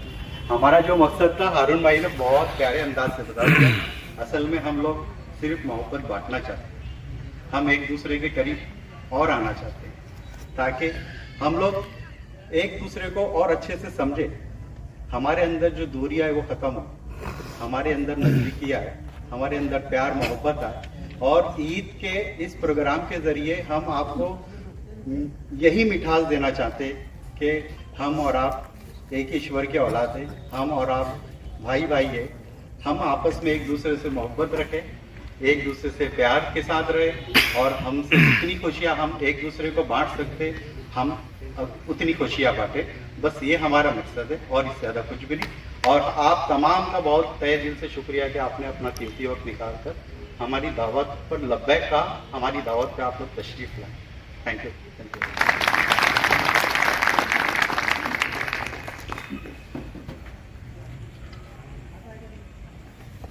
मोहब्बत करते जाओ, बस यही सच्ची इबादत है। मोहब्बत माँ को भी मक्का मदीना मान लेती है। आज ईद का यह प्रोग्राम, ईद कहते ही उसे है कि ईद का दिन ऐसा होता है। श्रीकांत जोशी साहब बैठे हैं, हमारे कुकरेजा जी बैठे हैं, रितेश शाह साहब बैठे हैं। ईद उल फित्र से पहले एक रस्म होती है। अगर हम पूरे महीने उपास करते हैं, उपास का भी अपना एक मकसद होता है। उपास यही नहीं होता है कि सिर्फ हम भूखा रह ले, ये उपास नहीं होता है। हमारे यहाँ उपास और रोजे की जो डेफिनेशन है वो रूह से ताल्लुक रखती है। वो इस तरह से अगर कि कोई एक इंसान रोजा रख रहा है तो उसकी आंखों का भी रोजा होता है। अब आंखों का रोजा ऐसा होता है कि वो अपनी आंखों से गलत करे। उसके साथ साथ एक रोजे रखने वाले का एक रोजा ये होता है कि उसकी जबान का भी रोजा करे। ऐसी बहुत सारी तफसीलात जो है रूह से ताल्लुक रखता है रोजा। लेकिन इतनी शिद्दत से रोजा रखने के बाद भी अनिल साहब, एक आदमी अल्लाह के लिए पूरा महीना ये तमाम चीज करता है, भूखा रहता है, प्यासा रहता है, अपनी आंखों को कंट्रोल करता है, जबान को कंट्रोल करता है, कोई उसे मार भी दे तब भी वो अपने आप को कंट्रोल कर लेता है कि मेरा रोजा है। ये रोजा सिखाता है, ये एक तरह की ट्रेनिंग होती है कि हमें जिंदगी किस तरह से गुजारना है। देखिए, इतना पूरा रोजा रखने के बाद भी हमें ये हुक्म है सोहेल भाई, हमें ये तरबियत दी गई है कि जब हम ईद की नमाज के लिए जाए तो उससे पहले हम अपने दिल को साफ कर लें। हर किसी के लिए, चाहे वो घर में माँ हो, भाई हो, बेटा हो, पड़ोसी हो, हमारे दिल में किसी के लिए भी कोई कीना, कोई बुग़्ज़ ना हो, अगर ऐसा होता है तो फिर उसकी इबादत में शक पैदा हो जाता है। तो ये बताया गया है कि ईद से पहले हम हमारे दिलों को साफ कर ले, उसके बाद ईद की नमाज के लिए जाएं। तो ये एक तरबियत दी गई है कि हमारे दिल को साफ कर लें और उसके बाद हम ईद की तरफ आए। तो मैं ये देख रहा हूं, एक और मैं लफ्ज, एक जुमला मैंने पहले कहा था आपसे कि वसुदेव कुटुंबकम, लेकिन एक और लफ्ज आता है जो ईसाई मजहब से ताल्लुक रखता है। वो कहते हैं लव दाई नेबर। ये कौन दे रहा है? ये हमारे हिंदुस्तान की सरजमीन ही दे रही है, अपने पड़ोसी से प्यार करो। मैं तो सिर्फ अपने घर वालों की बात कर रहा था, लेकिन हिंदुस्तान में एक ईसाई मजहब ऐसा है जो ये कहता है कि अपने पड़ोसी से भी प्यार करो। तो मैं ये समझ रहा हूं कि यार हिंदुस्तान का हर मजहब मोहब्बत की तरफ बुला रहा है, तो क्यों ना हम भी मोहब्बत की तरफ। इसी तमहीद के साथ, इसी मोहब्बत के माहौल के साथ मैं चाहता हूं कि आज हमारी महफिल में एक ऐसे नाम को माइक पर दावत दूं जिसको मैं तकरीबन कई वर्षों से, 15 वर्षों से हमारा ताल्लुक रहा है, बहुत अच्छा ताल्लुक रहा है सेल्स के डिपार्टमेंट के हवाले से, और हमने कई सफर साथ भी किए हैं, कई मुलाकातें साथ की, लेकिन ये पहली दफा हो रहा है सर। ये देखिए, ये मोहब्बतों को हमने थोड़ा सा जगाने की कोशिश की। तो 15 साल से जो शख्स मेरे साथ था, आज पहली बार मेरे साथ स्टेज पर आया है, और क्या सबूत दूं मैं, मोहब्बत क्या करवा सकती है। तो मैं रितेश साहब से गुजारिश करता हूं कि वो माइक पर आए और हमारे लिए 2 शब्द जरूर कहें। जोरदार तालियों में रितेश साहब जो जलगांव से चलकर हमारे दरमियान तशरीफ लाए, उनका इस्तेमाल। आज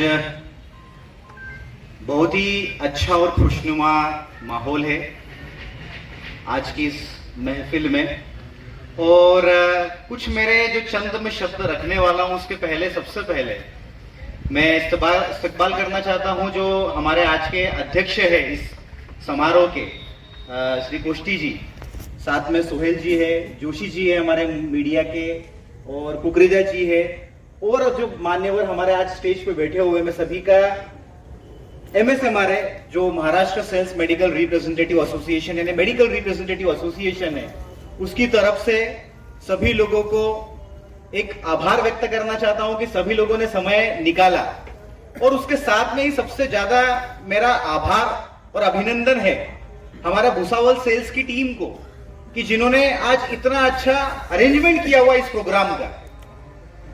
हमारा, जैसा कि आप सभी लोग जानते ही हैं कि हमारा जो देश है विभिन्नताओं से भरा हुआ देश है। हमारे साथी जो है हारून भाई, उन्होंने थोड़ी देर पहले बताया हुआ, हमारे साथी सिर्फ प्रोग्राम में नहीं, हमारे साथ में काम करते हैं मेडिकल रिप्रेजेंटेटिव करके, तो हमारे साथी ही है। और इन्होंने रखा भी अभी यहाँ पे कि 98, हमको लगता है कि उससे ज्यादा भाषाएं बोली जाती है हमारे देश में। हमारे देश में हर आप 50-60 किलोमीटर आप ट्रेवल करो तो भाषाएं चेंज होती है, अलग अलग प्रकार के धर्म है अलग। और 1857 की क्रांति का जो नेतृत्व था, आप सभी लोग जानते हैं, बहादुर शाह जफर के नेतृत्व में 1857 की क्रांति हम लोगों ने लड़ी थी अंग्रेजों के खिलाफ। और उस लड़ाई में बड़ी संख्या में हिंदू, मुस्लिम, ईसाई, सिख, जो भी जो लोग थे उस समय के, जो हमारे देश के नागरिक थे, उन्होंने अंग्रेजों को भगाने के लिए बड़ी पैमाने में एक लड़ाई लड़ी थी 1857 की, क्योंकि पूरी तरह से हम लोग प्रिपेयर नहीं थे, तो इसलिए अंग्रेज जो थे उसमें हावी हुए और वो 1857 की क्रांति हमारी सफलता पा नहीं सकी। पर उस चीज को अंग्रेजों ने बहुत ही अच्छी तरीके से ध्यान में रखा कि इस देश में अगर हिंदू और मुस्लिम की बात इसलिए मैं कर रहा हूं स्पेसिफिकली क्योंकि ये इस देश के 2 सबसे प्रमुख धर्म है, सबसे ज्यादा संख्या में इस धर्म के लोग आते हैं इस देश की जनसंख्या में। तो अंग्रेजों ने इस चीज को ध्यान में रखते कि अगर हिंदू और मुस्लिम अगर एक हो जाते हैं तो इस देश में हमारा शासन चल नहीं पाएगा। और वो उसको तोड़ने के लिए, क्योंकि उनको शासन उनका बनाए रखना था, उन्होंने तोड़ने के लिए अलग अलग जो डिवाइड एंड रूल जो था पॉलिसी उन्होंने अपनाना शुरू किया। और उसके तहत उन्होंने, अगर देखा जाए जो हिस्टोरिकल रिकॉर्ड्स है, हिंदू धर्म में से पंडितों को बुलाकर मुस्लिमों के अगेंस्ट में बोलने के लिए, और मुस्लिम धर्म से कुछ मौलवियों को पैसे देके आप हिंदुओं के अगेंस्ट में कुछ बात कीजिए। इस हिसाब से दोनों धर्मों में जो है लगा के अपना जो है झगड़ा क्रिएट करके अपनी रोटी उन्होंने जारी रहे उसका उन्होंने पूरी व्यवस्था की। और आप देखेंगे कि ये जो सारी चीजें थी उसको अच्छी तरीके से समय आते आते हमारे देश के लोगों ने समझना शुरू किया। हमारा देश में जो क्रांतिकारी हुए उन्होंने अच्छी तरीके से इस चीज को समझा। हमारा संगठन जो मेडिकल रिप्रेजेंटेटिव यूनियन है, जो खास करके भगत सिंह के सिद्धांतों पे चलता है, जिसमें हम किसी जात पात धर्म को कभी कोई एक स्थान नहीं देते हैं। हम समझते हैं कि हर जाति, हर धर्म, हर प्रांत का इंसान जो है उसको हम इंसान तरीके से देखा जाए, उसके ऊपर जो अन्याय हो रहा है उस अन्याय के खिलाफ हम लड़े जाए, ये उस चीज को हम महत्व देते हैं। तो भगत सिंह जिनका मैंने जिक्र किया, उन्होंने भी हिंदू और मुस्लिम एकता के बारे में काफी कुछ उन्होंने बोला, लिखा, और उन्होंने हमेशा इस चीज की वकालत की कि हिंदू और मुस्लिम एक रहेंगे तभी इस देश की तरक्की हो सकेगी। आज के इस दौर में अगर हम जब देख रहे हैं पिछले कई सालों से, तो आज के हम दौर में हम लोग जानते हैं कि आम हिंदू और आम मुस्लिम का आपस में कोई बैर नहीं है, पर कुछ राजनीतिक पार्टीज जो है, कुछ जो पॉलिटिशियंस है, अपने फायदे के लिए, अपने जो उनका ब्रेड एंड बटर है वो चलते रहे, उसके लिए कंटिन्यूअसली मीडिया में आकर हिंदू और मुस्लिम के अगेंस्ट में हम देखेंगे कि कंटिन्यूअसली प्रचार होते रहता है, और उस चीज का हमारे देश के समाज में, जो एक शांत समाज है, उसके ऊपर एक एडवर्स इफेक्ट आता है। मेरा हमारे इस देश में, हमारे इस प्रोग्राम के, हमारे इस मंच के माध्यम से अपील है, इलेक्शन का पीरियड चालू है, पॉलिटिकल पार्टीज इलेक्शन लड़ रही है, जिसका इस देश के नागरिक से कोई लेना देना नहीं है। यह पॉलिटिकल पार्टी हिंदुओं के बीच में मुस्लिम का, मुस्लिमों के बीच में हिंदुओं का, दोनों के बीच में वातावरण दूषित करने के लिए अलग अलग प्रकार का कैंपेन करेगा, अलग अलग प्रकार के मीम्स बनाए जाएंगे। हमारा यह फर्ज बनता है कि हम उन सब चीजों को जजमेंटल ना होते हुए, हमारा आज की तारीख में सबसे ज्यादा प्रॉब्लम यह है कि दुनिया का जो देश का जो लोग वो जजमेंटल हो गया है। हमें कोई चीज अगर किसी से मालूम पड़ती है तो हम ये पता करने की भी कोशिश नहीं करती कि वो सही है या गलत है। हम उस चीज को पूरी तरह से यकीन रखते हुए उस चीज को आगे लेके जाते हैं, सोशल मीडिया पे कैंपेन करना शुरू करते हैं, और कम्युनल हार्मोनी जो है, हमारा जो सामाजिक सौहार्द है, वो डिस्टर्ब होना शुरू होता है। तो हमारा सबका यह फर्ज बनता है कि हम किसी भी चीज को जजमेंटल ना बनते हुए उस चीज को समझने की कोशिश करें। और हमारा जो हिंदू मुस्लिम एकता जो है, हमारा जो आज ईद मिलन जो समारोह हम यहाँ भुसावल में अरेंज कर रहे हैं, भुसावल से जो हम लोग को प्लेटफॉर्म दिया हुआ है, इसके पहले इस प्रकार का प्रोग्राम जलगांव में भी हुआ है। जलगांव में जब ये प्रोग्राम हुआ है, उसमें भी बड़ी संख्या में हमारे जो मेडिकल रिप्रेजेंटेटिव है, मेडिकल रिप्रेजेंटेटिव डॉक्टर के पास में बैग लेके जाते हैं कॉल करने के लिए। और ये मेडिकल रिप्रेजेंटेटिव हमेशा से, ये फील्ड का एक आप यूनिकनेस समझ लीजिए कि ये फील्ड में काम करने वाला जो मेडिकल रिप्रेजेंटेटिव है, हमेशा से हिंदू मुस्लिम एकता की वकालत करते आया है। और मैं बहुत ही सौभाग्यशाली हूं कि हमारे जलगांव में भी जो प्रोग्राम हुआ है, कई सालों तक प्रोग्राम हुआ है, उसमें 2-3 बार सोहेल साहब प्रोग्राम में शिरकत किए हैं, और उनके साथ में हमको उस समय भी सौभाग्य मिला उनको सुनने का, उनके शब्द सुनने का और उनके साथ में रहने का। और आज कई सालों बाद में फिर से हमको सोहेल साहब और भुसावल की जो मान्यवर मंडली है, मीडिया जो हमारे साथ में है, उनके साथ में आज ये प्रोग्राम को हमको शिरकत करने का मौका मिला हुआ है। तो सभी जो हमारे साहिबान और जो हमारे मान्यवर यहां पर बैठे हुए इस आज के प्रोग्राम में, मेरा अपील है कि ये प्रोग्राम यहीं तक सीमित ना रहते हुए ये हमने इसको आगे लेके जाना है। यूनिटी जो है, यूनिटी सबके फायदे के लिए, हमारे देश के तरक्की के लिए हमको यूनिटी की ही वकालत हमको करनी चाहिए और यूनिटी को आगे बढ़ा के लेके जाना चाहिए। आज ईद के बाद में हमने ये प्रोग्राम हमने किया हुआ है। आज आने वाले दिनों में हमने साथ में मिलकर होली, साथ में मिलकर दिवाली, अलग अलग फेस्टिवल हमको साथ में मिलकर मनाने, ताकि जो सारी सभ्यताएं हैं आप आपस में मिलकर एक हिंदुस्तानी सभ्यता करके हमारे आने वाले दिनों में हम सामने आए। और जब जब हम यूनाइटेड रहे, जब जब हम एक रहे हैं, तब तक कोई पॉलिटिकल पार्टी हो या कोई विदेशी ताकतें हो, हमारे इस देश का कुछ भी बाका नहीं कर पाई है। जब 1857 में उन्होंने कोशिश की, उसके बाद में तोड़ नहीं पाए, तो हाल के दौर में भी जिसको कंटिन्यूसली तोड़ने का प्रयास किया जा रहा है पॉलिटिकल पार्टीज के द्वारा, वो भी नहीं होगा। आज के इस ईद मिलन समारोह से हम ये ऐलान करना चाहते हैं।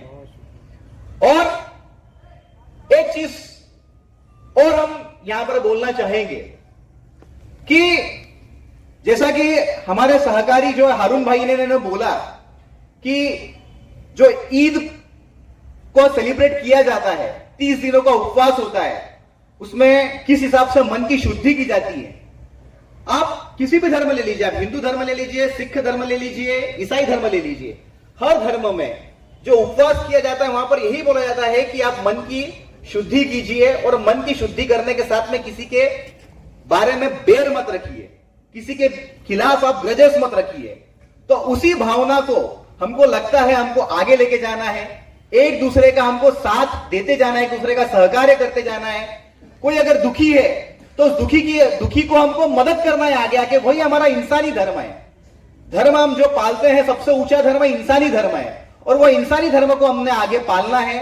और जो भी समाज में जो कुरीतियां हैं, जो समाज में अन्याय हो रहा है, किसी के ऊपर अत्याचार हो रहा है, उसके खिलाफ हिंदू, मुस्लिम, सिख और ईसाई सभी लोगों ने मिलकर उसके खिलाफ हम लोगों को मोर्चा खोलना है, उसके खिलाफ हमको आवाज उठानी है। यही हमको लगता है कि आज के इस प्रोग्राम का पैगाम है, यही आज के इस प्रोग्राम का एक मूल मंत्र है, उद्देश्य है।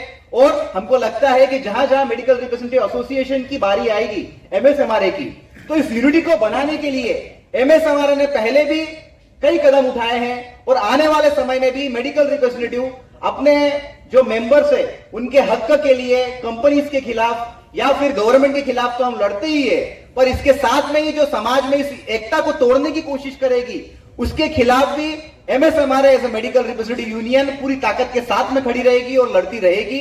इसी के साथ में मैं एक बार फिर से भुसावल सेल्स की टीम को बहुत बहुत धन्यवाद व्यक्त करना चाहूंगा कि उन्होंने इतना अच्छा प्रोग्राम का अरेंजमेंट किया और उसी के साथ में मेरे जो चंद शब्द थे उसको मैं पूर्ण विराम दूंगा। धन्यवाद।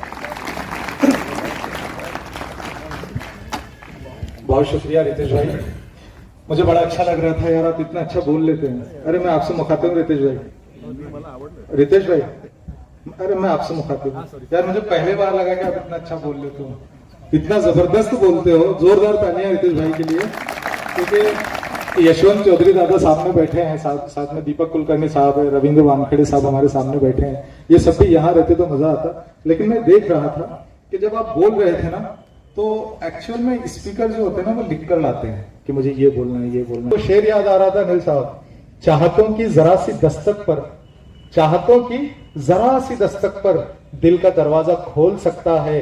इश्क ऐसी जबान है प्यारे जिसको गूंगा भी बोल सकता है, जिसको बोलना। बड़ी अच्छी बातें आज हमारे सामने रखें। मैं मुबारकबाद पेश करता हूं। आज हमारे दरमियान शहर भुसावल ही नहीं बल्कि मैं समझता हूं कि जहां जहां उनके चाहने वाले हैं वो तमाम निर्मल कोठारी साहब को जानते हैं, लेकिन भुसावल शहर उन्हें पिंटू कोठारी साहब के नाम से जानता है। मैं हरचंद की गुस्ताखी कर रहा हूं कि स्टेज पर उन्हें पिंटू कोठारी के नाम से बुला रहा हूं, लेकिन अब आप मशहूर ही इस नाम से हैं कि निर्मल इतना अच्छा नाम है, निर्मल जैसे नाम में ही मजा आता है। और यकीन जानिए मैं इसलिए कह रहा हूं, निर्मल नाम आपने बहुत कम सुना होगा, क्योंकि सियासी स्टेज पर जब पिंटू कोठारी साहब होते हैं तो उन्हें आमतौर से पिंटू कोठारी के नाम से बुलाया जाता है। लेकिन मैं निर्मल इसलिए कह रहा हूं इस स्टेज से असलम भाई, कि जब भी कोई हमारा सेल्स पर्सन चाहे वो किसी भी समाज का हो, जब निर्मल साहब के पास जाता है, अपना कोई तकलीफ लेकर जाता है, अपना कोई टारगेट लेकर जाता है या कोई भी प्रॉब्लम लेकर जाता है, तो मैं ये समझता हूं कि मैक्सिमम उसकी प्रॉब्लम का हल वहां मिल ही जाता है। मैं मुबारकबाद पेश करता हूं और आज उन्होंने इस बात का भी सबूत दिया है। विजय यावलकर सर, शेखर भाव सर और श्याम चौधरी साहब भी मुझे सुन लीजिए कि आज बहुत मसरूफ थे, लेकिन आज भी सेल्स पर्सन की दावत पर आज अपने मसरूफ वक्त में से हम उन्हें कंटिन्यू फोन लगा रहे थे, साहब हमें इनकार नहीं करते रहते। मैं जैसे ही फ्री हो रहा हूं पहुंच रहा हूं और मैं शुक्रिया अदा करता हूं कि आपने अपने मसरूफ तरीन वक्त में से हमें थोड़ा सा वक्त निकाल करके दिया और हमारी इस महफिल में शरीक हुए। मैं जोरदार तालियों में चाहता हूं सैयद आबिद अली साहब से कि वो पिंटू कोठारी साहब के हुजूर बुलहाए अकीदत पेश करें। जोरदार तालियों में निर्मल साहब का यहाँ इस्तकबाल।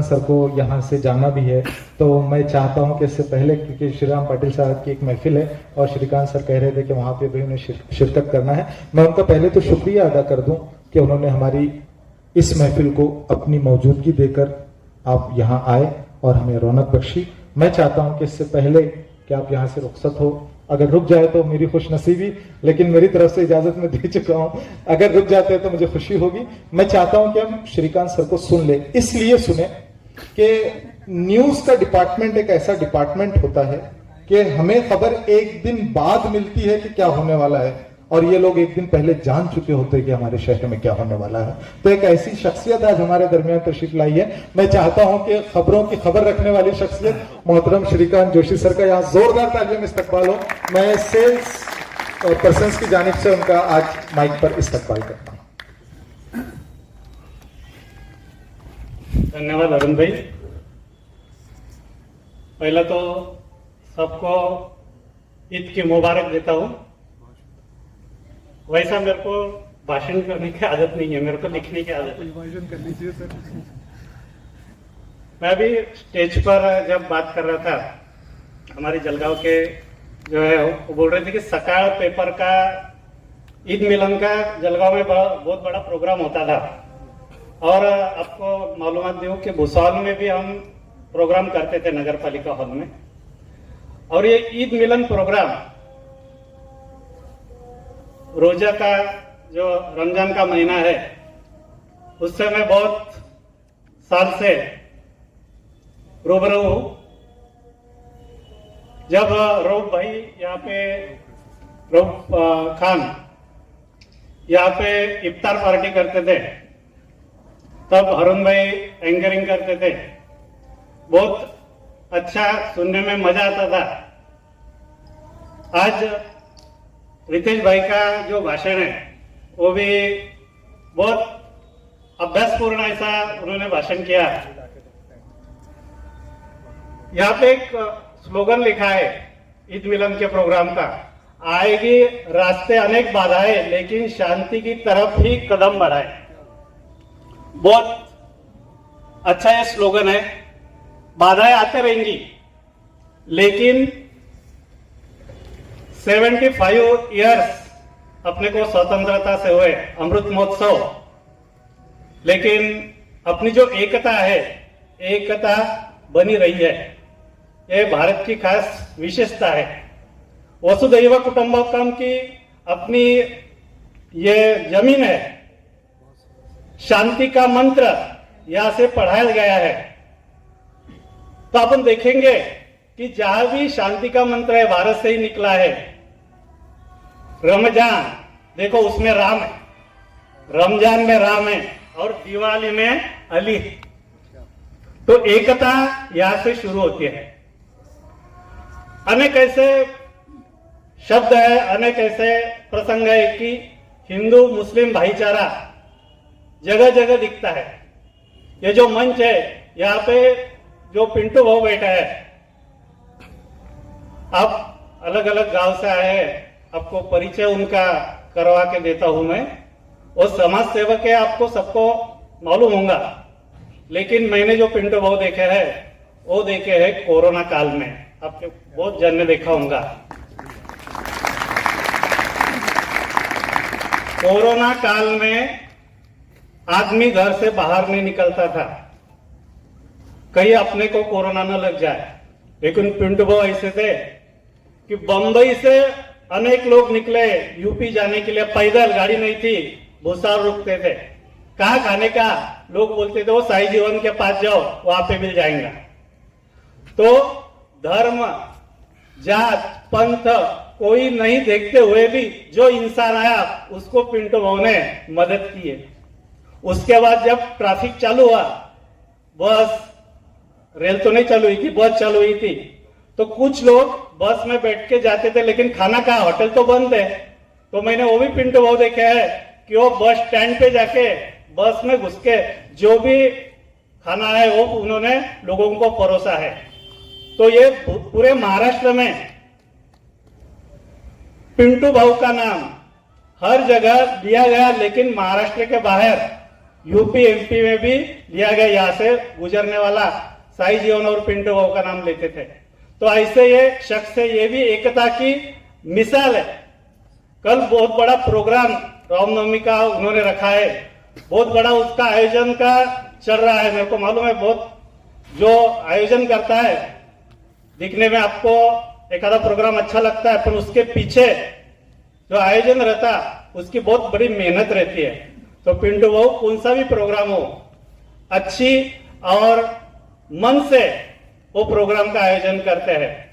आप सभी को, अरुण भाई को, सेल्स के पूरे टीम को मैं ये प्रोग्राम के लिए बधाई देता हूं और रुकता हूं। धन्यवाद। आज सेल्स की टीम ने ऐसे अनिल साहब, आपको लगता है कि सर को भाषण करते नहीं आता है? बहुत बढ़िया, बहुत बढ़िया। ये तो विभाषण के साथ भाषण कर चुके हैं, बिल्कुल बाकायदा। मैं जोरदार तालियों में इस्तकबाल करना चाहता हूँ श्रीकांत सर का। राजू सालवे साहब, रविंद्र पाटिल साहब और बोरनारे साहब भी मेरे सामने बैठे हैं, लेकिन मैं देख रहा था कि मेरे अजीज सुशील भाई भी यहाँ तशरीफ लाए जो ओबिनॉल केमिकल से हमारे दरमियान है। वो थोड़ा पीछे बैठे, मैं चाहता हूँ कि अगर आगे आए तो मुझे बोलने में जरा मजा आएगा। और एक ऐसा नाम, वो घरों पे नाम थे, नामों के साथ ओहदे थे। पिंटू साहब, एक शेर है, मोहब्बतों में दिखावे की दोस्ती न मिला। मैं आपको मुखातिब इसलिए किया हूं कि आप देखिए, जब भी आप सियासी स्टेज पे जाते हैं ना, तो अगर किसी का नाम लेते हैं ना, तो उसके आगे जरूर कहते हैं कि भैया मेरी पोस्ट जरूर बोलना, कि मैं ये अध्यक्ष हूं, मैं उपाध्यक्ष हूं, मैं सेक्रेटरी हूं, मैं चेयरमैन हूं। लेकिन देखिए शायर क्या कहता है, कवि क्या कहता है। और आज ये जो सेल्स पर्सन लोग बैठे हैं ना, ये सब अपनी अपनी जगह एक पोस्ट रखते हैं, एक आला पोस्ट रखते हैं, जिनका मैं नाम ले रहा हूं बाकायदा। मंजू दादा, मुकुंदा, शिवराज साहब, बोरनारे सर, रविंद्र पाटिल साहब, यशवंत साहब, कामले साहब, ये अपनी जगह एक बहुत अच्छी पोस्ट रखते हैं। लेकिन फिर भी ओबिनॉल केमिकल से भी हमारे दरमियान तशरीफ लाए। प्रोफेसर है नाटा कॉलेज के कुंदन साहब, वो हमारे दरमियान तशरीफ लाए हैं, लेकिन फिर भी अपनी जगह बैठे। मुझे शेर याद आ रहा है, मैं शेर पढ़ रहा हूं कि मोहब्बतों में दिखावे की दोस्ती न मिला, अगर गले नहीं मिलता तो हाथ भी न मिला। मोहब्बतों में दिखावे की दोस्ती न मिला, अगर गले नहीं मिलता तो हाथ भी न मिला। और आरिफ भाई, घरों पे नाम थे, नामों के साथ ओहदे थे। ओहदा मीन्स पोस्ट। घरों पे नाम थे, नामों के साथ ओहदे थे, बहुत तलाश किया, कोई आदमी न मिला। तो आज मैं कह सकता हूं कि आज हमारी इस महफिल में हर शख्स आदमी मौजूद है और इंसानियत का परस्तार है। मेरे दरमियान आज किरण बाविस्कर साहब भी आए हैं, मैं उनका भी इस्तकबाल करता हूं। आइए, इसी तसलसल को बरकरार रखते हुए मैं ये चाहता हूं कि एक ऐसा मोहतरम नाम आज हमारे दरमियान चल कर आया है, मोहतरम आली जनाब निर्मल कोठारी साहब, पिंटू कोठारी साहब। मैं चाहता हूं कि हम उन्हें सुने हुए बरसों बीत गए हैं मुझे तो, कि स्टेज से मैं उन्हें सुना नहीं हूं। तो मैं चाहता हूं कि आप लेकिन सर, आप काम इतने कर चुके हैं कि आपके काम बोलते हैं। मैं ये देखना चाहता हूं कि निर्मल साहब कैसे बोलते हैं। तो मैं चाहता हूं, और ये अजराह मजाक कहा हूं, लेकिन दोस्तों जिंदगी में अगर तुम ये देख रहे हो कि मैं किसी के काम आ रहा हूं, सोहेल भाई बड़ी जिम्मेदारी से कह रहा हूं, मजाक कर रहा हूं, लेकिन बड़ी जिम्मेदारी से एक बात कह रहा हूं, अगर जिंदगी में तुम ये देख रहे हो कि मैं किसी के काम आ रहा हूं, तो ये समझ लीजिए कि अल्लाह की निगाह खास आप पर आ चुकी है। और मैं देख रहा हूं कि पिंटू साहब बहुत काम कर रहे हैं, इसका मतलब कुदरत उनके साथ काम कर रही है। इन मिसरों के साथ मैं उनका इस्तकबाल कर रहा हूं कि पिंटू साहब आप माइक पर तशरीफ लाएं, कि मैं बोल सकता हूं, मुंह में जबान रखता हूं, खुद अपने बारे में क्या क्या गुमान रखता हूं, मगर ये अज़्म है फिर भी शिकार कर लूंगा, शकस्ता तीर है टूटी कमान रखता हूं। जोरदार तालियों में इस्तकबाल कीजिए पिंटू कोठारी साहब आपके जो। बस हमें 2 नाम और सुनने हैं, इन 2 नामों को हम सुन लेंगे, अध्यक्ष का भाषण होगा, उसके बाद हम शिरखुरमा यहां पर पिएंगे। मैं गुजारिश कर रहा हूं पिंटू साहब माइक पर।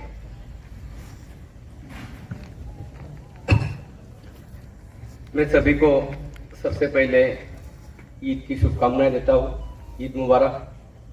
आज जो हमारे भुसावल शहर के सेल्समैन ने मिलकर जो कार्यक्रम रखा है, एक अच्छे तरीके से उसे स्पॉन्सर किया है, और यहाँ पे सभी व्यापारी है, सेल्समैन है, कंपनी के साथ लोग सभी आए हैं, एक अच्छी बात है। लेकिन हमें आना बहुत जरूरी था, क्योंकि हमारी रीढ़ की हड्डी सेल्समैन है, हमारी दुकान की हड्डी। वो नहीं आए तो हम दुकान नहीं चला पाएंगे। तो हमें तो कुछ पता ही नहीं रहता कि आज क्या मार्केट में नया है, क्या चीज का रेट चल रहा है, क्या नहीं चल रहा है।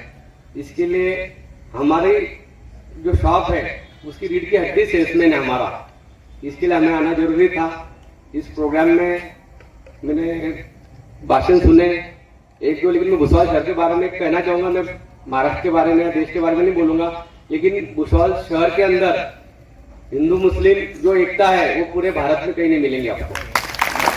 क्योंकि मुझे नहीं ख्याल आता कि मैं जब से 22 साल से राजकारण में भी हूँ, व्यापार में भी हूँ, सामाजिक कार्यक्रम में हूँ, मुझे नहीं पता चला कि आज तक कोई ऐसा बड़ा झगड़ा हुआ या कुछ इस नाम को लेके कुछ हुआ। हाँ, समाज कभी गलत नहीं होता है, इंसान गलत होता है। एक इंसान उस चीज को अंगार लगाता है, समाज एक इंसान एक वीडियो वायरल करता है, कोई समाज नहीं करता है। लोगों का काम है, जब राजकारण आता है, जब सामने कोई इलेक्शन आते हैं तो ऐसी बातें होती है, लेकिन भुसावल शहर में इस चीज का कभी फर्क नहीं गिरेगा। भारत कई बार जला है, लेकिन भुसावल शहर में सादी चिंगारी भी लगी नहीं है। ये बात का आप सब ने देखा है, तो इसके लिए मैं कहना चाहूंगा कि भुसावल शहर में कभी हुआ नहीं और कभी ये चीज के ऊपर विषय होगा भी नहीं। ये फाइनल है। मैं इसी तरह से सभी को ईद की शुभकामनाएं देता हूँ और मेरे दो शब्द जो कभी नहीं बोलता उसे खत्म करता हूँ। बहुत शुक्रिया निर्मल कोठारी साहब, आपने अपने ख्यालात से हमें नवाजा। आइए, वक्त बहुत कम है, मैं गुजारिश कर रहा हूँ शिखर एनजीओ के रूह रवा जो मोहताज तारुफ नहीं है, जो समाज में हर जगह अपने काम से जाने जाते हैं, सियासत में भी कदम रखते हैं तो अपना एक अलग मकाम रखते हैं, ताल्लुकात बखूबी निभाने का हुनर जानते हैं। और आज जिस वक्त हमने उनसे कहा कि इस जगह पर हमें इस प्रोग्राम को करना है, तो उन्होंने कहा कि रफीक शेख साहब से कि वो आए और माइक पर अपने ख्यालात से हमें नवाजें। आज की जो प्रोग्राम है और जो भी चीजें थी, हमारे हारून भाई ने अल्हम्दुलिल्लाह उनकी स्पीच में सारी चीजें रख दी। तो मेरे को नहीं लगता कि कोई बात ऐसी है जो है कि वो आप तक रखी जाए, लेकिन अब माइक पे बुलाया गया तो दो अल्फाज मैं भी बोलने की कोशिश करता हूँ, क्योंकि माइक पे बोलना, जैसे पिंटू सर ने बोले कि हमको माइक पे बोलना नहीं आता, वही हाल मेरा भी। जैसे आप देख रहे हैं कि आज ईद के मौके पे ईद मिलन का जो प्रोग्राम रखा गया, ये ईद मिलन का प्रोग्राम इसलिए रखा गया कि इसमें हम हर धर्म के भाइयों को बुलाए और ये मैसेज दे कि इस्लाम और मुसलमान जो मजहब है ये शांति और अमन का मजहब है। कुछ मतलब कुछ समाज में कुछ ऐसे लोग रहते हैं, चाहे वो हिंदू में हो, मुस्लिम में हो, जो अपने कमेंट से या अपने रवैये से या अपनी बातों से अपने मजहब को गलत पेश करते हैं। लेकिन इस्लाम में अमन, शांति, भाईचारा इतना है कि एक मर्तबा हमारे जो प्रोफेट मोहम्मद सल्लल्लाहु अलैहि वसल्लम है, उन्होंने उनके दोस्तों से, जिनको सहाबा इकराम कहते हैं, उनसे पूछा कि ये सहाबा ये बताओ कि सबसे बड़ा पहलवान कौन है। तो उन्होंने कहा कि हुजूर सबसे बड़ा पहलवान वो है जो एक ही दांव में पछाड़ दे। तो कहा नहीं। तो उन्होंने कहा अल्लाह सब आप ही बता दो।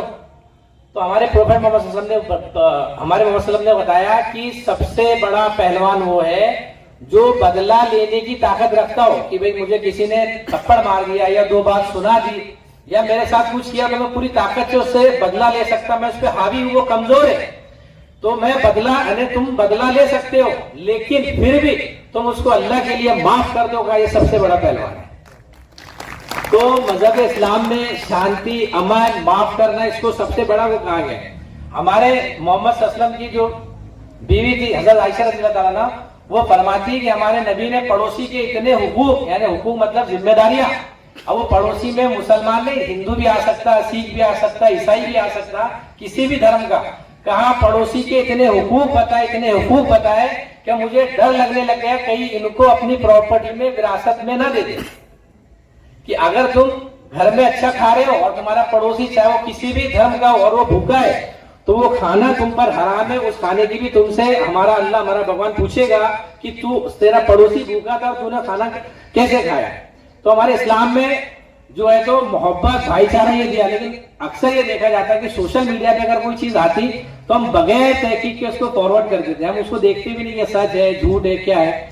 लेकिन मेरे को सबसे बड़ा इत्मीनान और सबसे बड़े मुझे खुशी की बात ये कि हमारा भुसावल शहर ऐसा है कि यहाँ ये चीजें नहीं होती। अगर गलती से जिसने कर भी दिया तो दोनों समाज में इतने सुलझे और समझदार लोग हैं कि उसको फौरन बात को दबा देते और उसको आगे बढ़ने नहीं देते।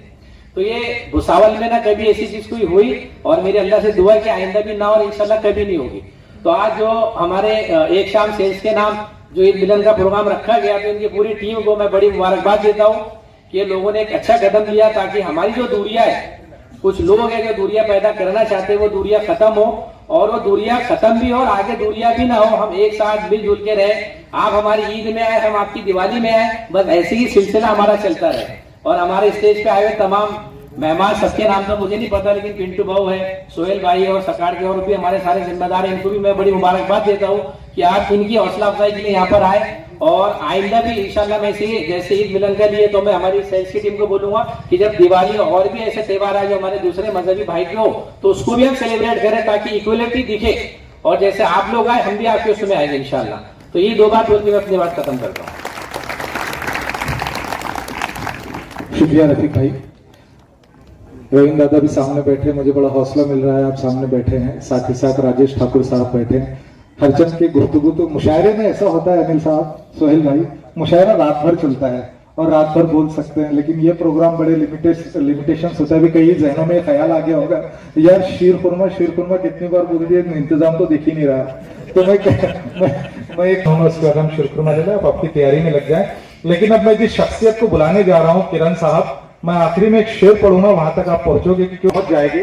एक ऐसा नाम जो अमन और शांति का पैगाम लेकर सिर्फ महाराष्ट्र ही नहीं बल्कि पूरे हिंदुस्तान में जाता है। अपनी पूरी जरूरियात को, जिंदगी की जो जरूरियात है उसको एक तरफ रखता है। अगर उसे कहीं से दावत आ जाए कि चलिए आपको यहाँ पर शांति के लिए बात करना है, आपको यहाँ अमन के लिए बात करना है, तो ये अपनी तमाम जरूरियात को एक तरफ रखता है और लोगों को जोड़ने के लिए, लोगों के दिलों को जोड़ने के लिए अपनी खूबसूरत लबो लहजे और अपने खूबसूरत ख्याल के साथ स्टेज पर चला आता है। ना कोई डिमांड करता है, ना कोई मुआवजा लेता है, बस उसके दिल में एक दर्द ये है कि किस तरह से एक इंसान के काम आ जाए, एक इंसान किस तरह से एक इंसानियत के दिल तक पहुंच जाए। एक ऐसा नाम आज हमारी महफिल में चला आया है। मैं गुजारिश करने जा रहा हूं इस शेर के साथ मोहतरम सोहेल आमिर साहब। तो नहीं बोले तो मेरे घर भेज दो फिर बच्चे। हाँ फिर क्या होने वाला था।